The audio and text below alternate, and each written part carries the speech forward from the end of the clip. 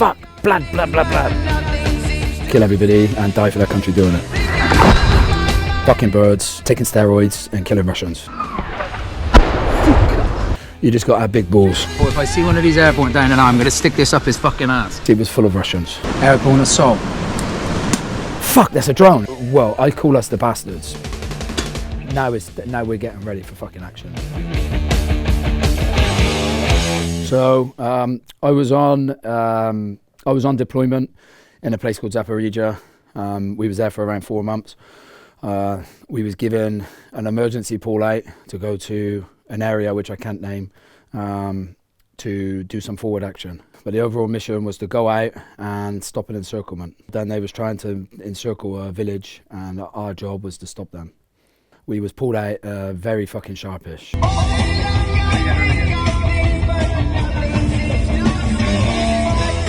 Dismantled the line on the Sunday, and by the Monday morning we was packing our gear up. The whole direct action teams were fucking heading to the area which I can't name. Once on arrival, we was then finding safe houses, letting the team settle down, doing some dry training, moving through tree lines and stuff like that.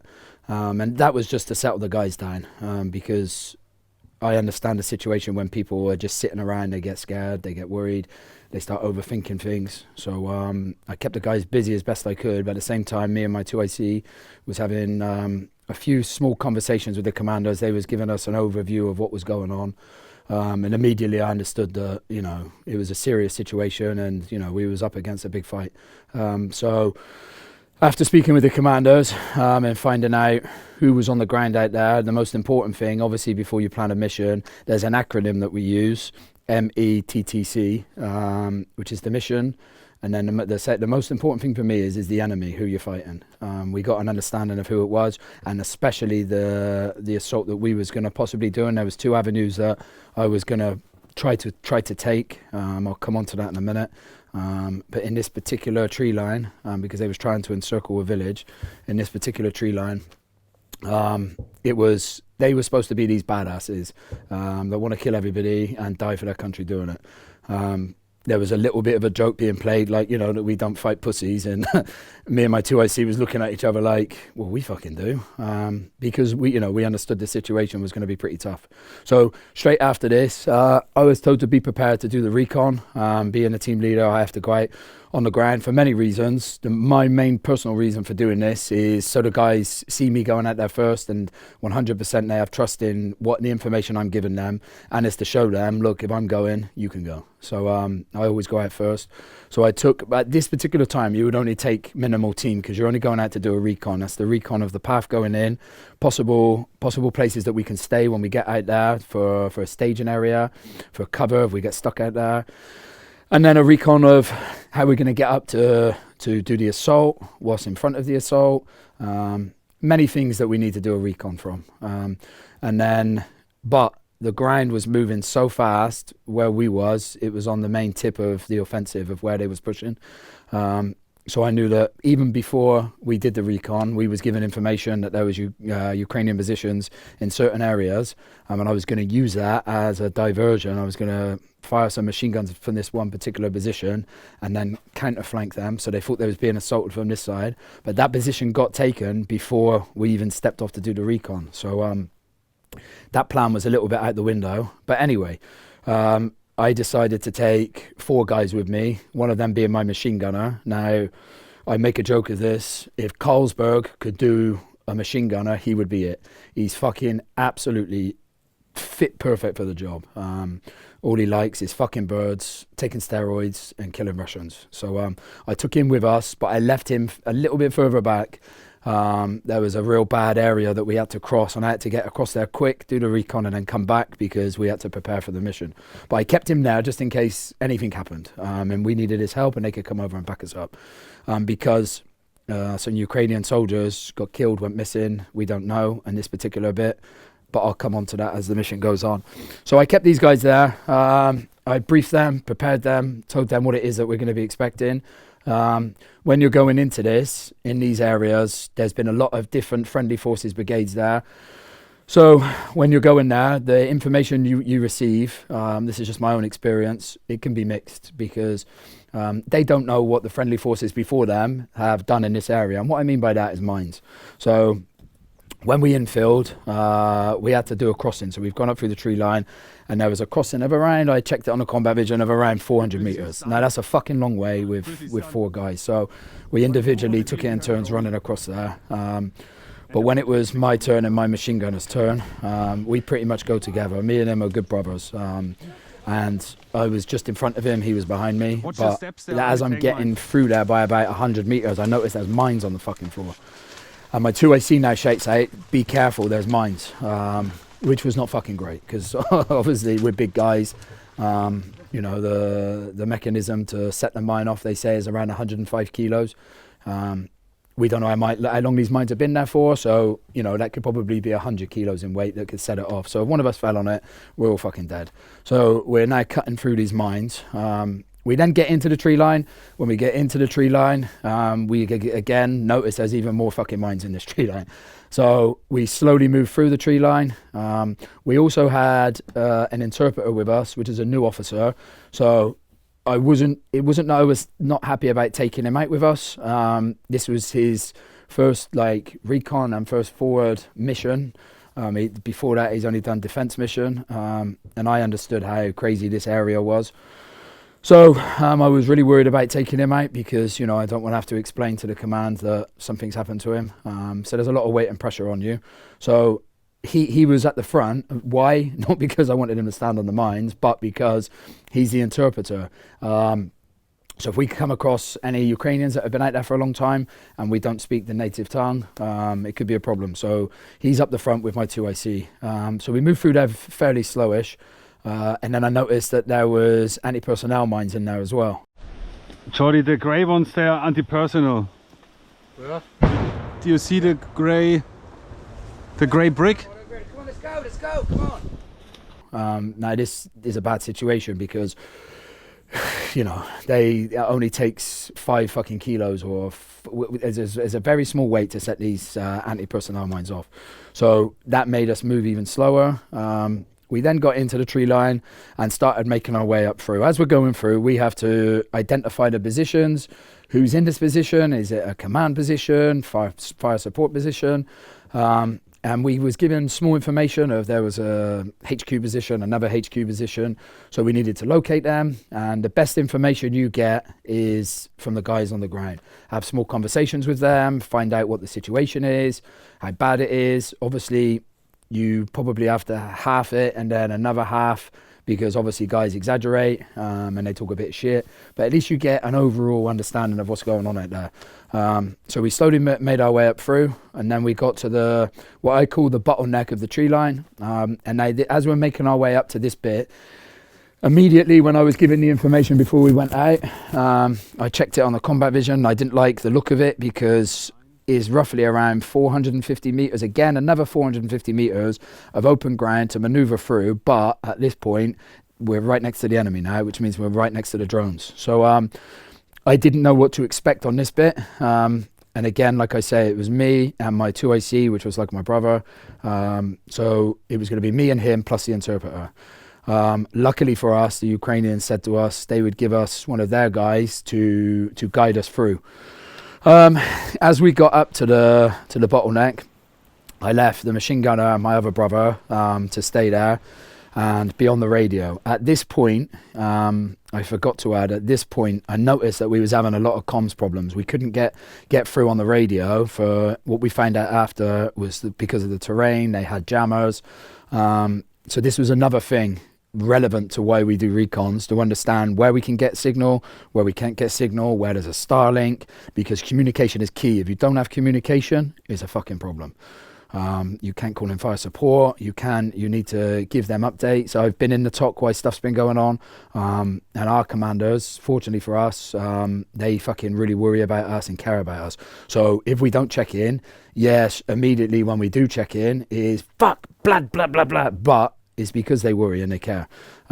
So this I could see was a problem. So this is a problem we have to resolve when we come back of, how can we get around it? So at this point, especially on this bottleneck, I realised there's no fucking signal. So we now have to open, it was around about 120, 130 metres of open ground. To the right of us is where loads of fighting's going on in a big town. But as we're crossing it, the only way I could describe it is gay as fuck, because it's just shit running across open ground. But this part was my biggest worry, and at this point it didn't seem so bad, because when we cross one by one. The guy with the shotgun first, because he can shoot the drones down and protect us, and he's got the shotgun when he's running across. So he ran across first, and then I run across, and then the officer comes across. And then we were manoeuvring through, and the terrain was a lot better than I thought at this point. We are currently about 2 kilometers from the drop-off point. The tree line is, and the first tree line is like this. You can very conveniently walk through, and overhead is everywhere thick foliage, so good cover and concealment from overhead. And then and then you maneuver through, and then we had to go through, it's just gay as fuck, open ground, and you can hear the drones coming around, but you just got to keep it moving. So then we've now maneuvered down through, and we've gone to one particular tree line, and then this is probably the last, I think he said it was like 200 meters of open ground. So we've now got into the tree line, and it's been smashed to fuck. And there's fucking drones on the ground with 2 litre bottle of petrol, benzene. And what that does is it works as napalm and just fucking burns everything out, so they can see the situation, because the terrain in this particular area, there's a lot of swampland. So because there's a lot of swampland, it makes it like a jungle. The terrain is like a jungle. It's the only way I could describe it. So the enemy are trying to burn it out to understand where the positions are, because they're trying to push there and they can't push. We've seen a lot of dead bodies there, where they've been getting fucking smashed by the Ukrainians with their machine guns. So we manoeuvred through, found the positions, and then I did a recon of where it was, where we could possibly cross. Didn't like the look of it, but at the end of the day, you have to work with what you've got. No way, there's no right move when you're planning a mission. You just got to have big balls. So we then manoeuvred through, and all I could hear the whole time we was there was a surveillance drone, a Mavic, flying around and just non-stop, just the whole time we was there, just flying around. That's because this area is of massive interest, because they're trying to push down through, as I said, to start this encirclement. We've then gone up to the final Ukrainian position. Past this position, there was other Ukrainian positions, and then there's another crossing to where 2 Ukrainian positions, and now they're trapped. My first thought when I was given the details of this mission, I said I wanted to go around this way. Why? Because we can secure this part of the tree line to stop them from sending more troops down to counterattack us. But by the time we've gone out to the recon, this one position's now been taken. So now this Ukrainian position is cut off, and 3 Ukrainians was killed down here, which what they suspect was a machine gun. So there's another machine gun down here, and fucking loads of machine guns this side. Machine gun position was over there. This is the position behind that. So what we then did was we've gone with the interpreter to speak with the Ukrainians. As we're speaking with the Ukrainians, they're giving us a rundown of what the situation is there. The intelligence that we received on the right flank, there was minimal Russians in there. What these guys told us, it was full of Russians. We had a little chuckle, a little laugh, because when we was given the intelligence, they said there's a machine gun and it's doing recon by fire either side. And I said to my brother, I was like, listen, I said, there's 2 machine guns in there, because the size of it was probably 1 kilometer long. So 100% there was 2 machine guns in this part. But by this point, the intelligence we received a few days before this was probably the fastest push I've ever seen since I've been here. They was fucking maneuvering around like fucking ninjas. Like, it's like a game of chess, and they was just pushing everywhere. So my first thought was, there's going to be multiple positions in there, and it wasn't going to be as easy as we thought. So by this point, we were getting all the information, and we're recording on our GoPros so we can give it to the commanders, so they understand the situation, not just for this assault, but for further action if we need to put defensive positions. Then we needed to see if if there's positions for us to use as a staging area, what blindages are there, and it was my job to go to the furthest point where this possible machine gun was, which was fucking brilliant. So we was getting the information, but the most important thing, my 2IC asked, is there any friendlies down there? And because of the translation, what we got was, no, 3 guys was there, no they're not, we don't know, we haven't got the guys to cover this particular area. So I said, we're going to look anyway. Go, go. So down in this position, there could be Peters, so we're going to go and have a look now. Right, let's go. So we've then got a little bit excited, so we've then started maneuvering down round there. What? Підери. Оце посадка, підери. Ah, Є. А черешня там. okay, okay. No. Is it the Peters are working from right to left? Yeah. Walking? What, you can see him walking? No, not now apparently. Okay. Keep watching your sector, mate. Keep watching your sector. Same, mate. Let him get poked. He can be... Moving.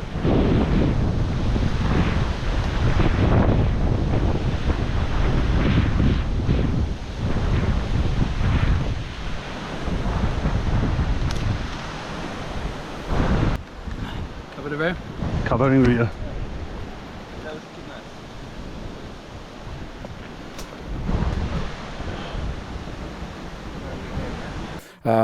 We've reconned right up to the tip. We come back. I seen how vulnerable this area, this particular bit was. As soon as the enemy knew that they could push across there, it was going to happen. So I wanted to put a defensive position there. That was my first note I made to myself, is I need to put a machine gun position there to cover this sector, to stop us from getting encircled when we go out there to do our forward action. Then we then start making our way back. Now we have to make our own way back because the guide's gone. At this point, we're starting to make our way back, but what I was noticing was more Ukrainian soldiers was maneuvering across with supplies, and it looked like soldiers. So at this point, I didn't realize that they was coming to fill these blindages up. So as we're maneuvering across, the 3 of us, we did the same procedure as we're going back as we came in. You only move 1 at a time. And one's always covering with the shotgun. So as we're slowly maneuvering across, a lot of mortar fire is coming in on us.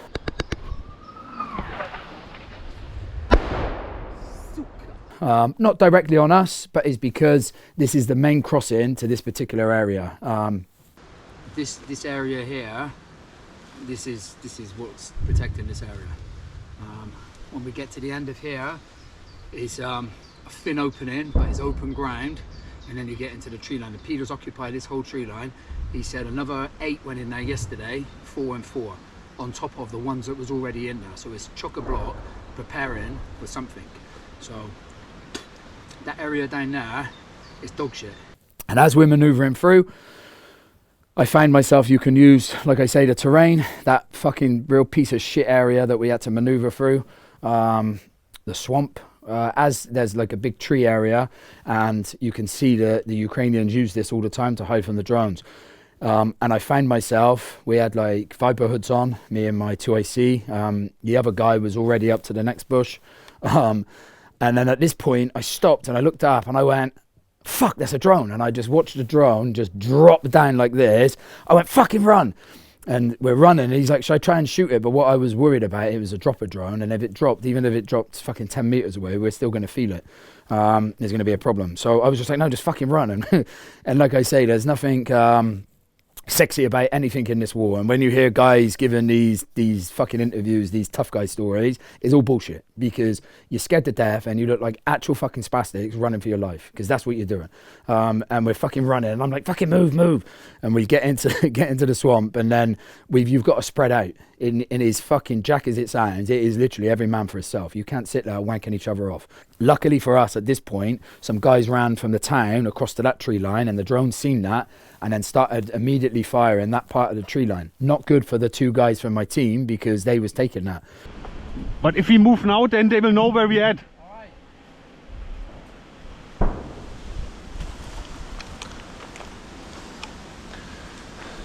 Hey Pinocchio, if there's artillery, lay on the ground, okay? Not sitting.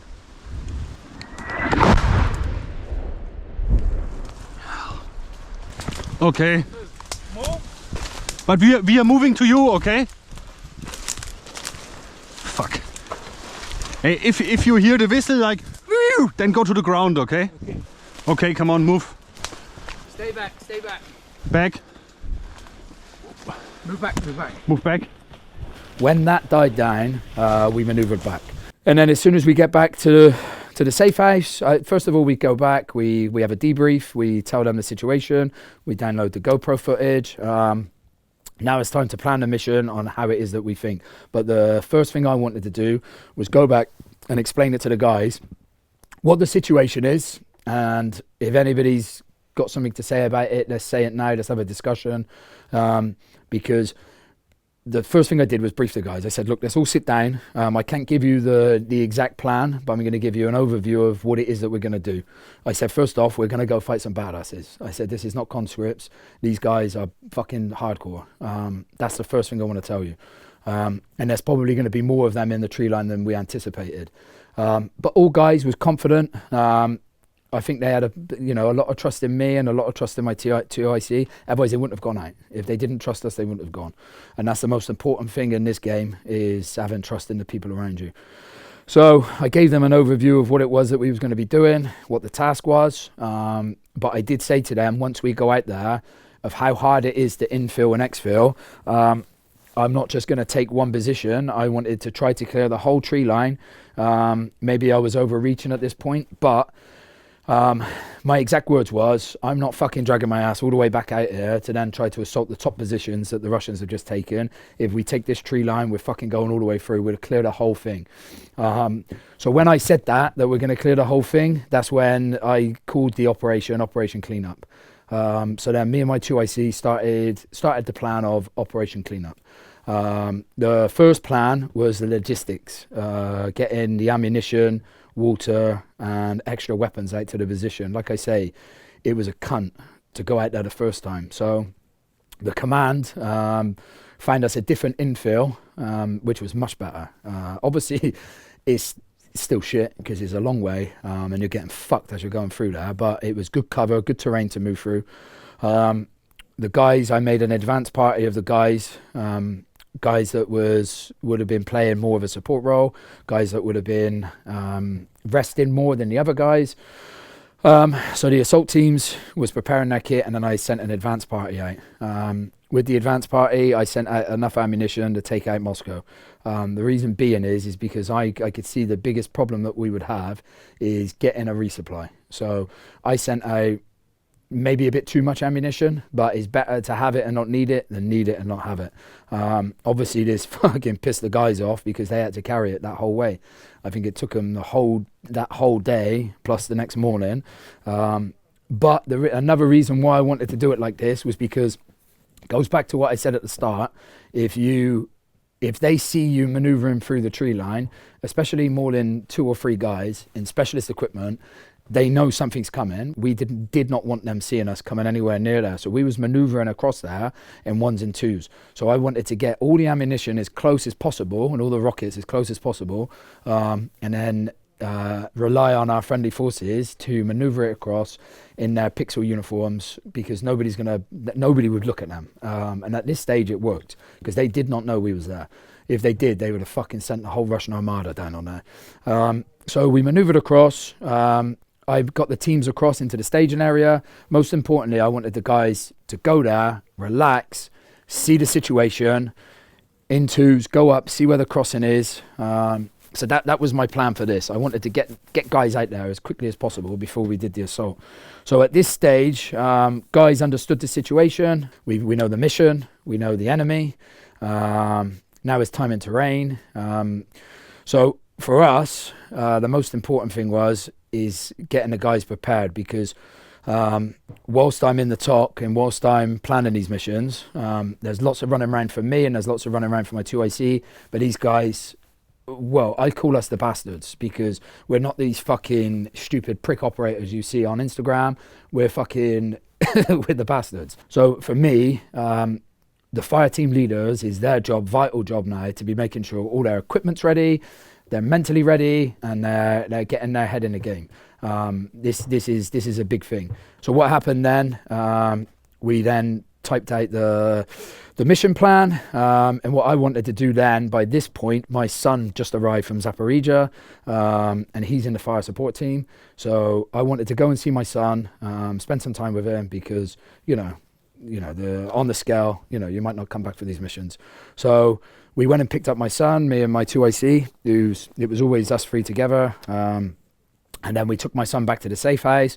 We had some banter with him, and then we had until 10 o'clock to send over the PDF version of what it is that we're going to do. And then my commander added that to his overall element involved in this assault, and he made it look fucking super sexy. The next morning, the advance party are going out at 0400.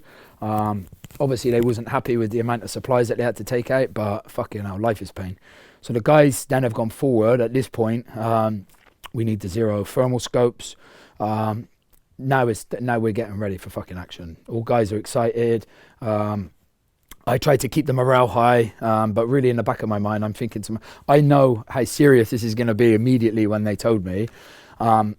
I didn't like the look of it. I would have preferred to try to clear buildings first, but we had to go down and stop this, because if they cut off, this was the only crossing, if they cut this crossing off, is a problem for everybody. So this was our main task, to stop this from happening.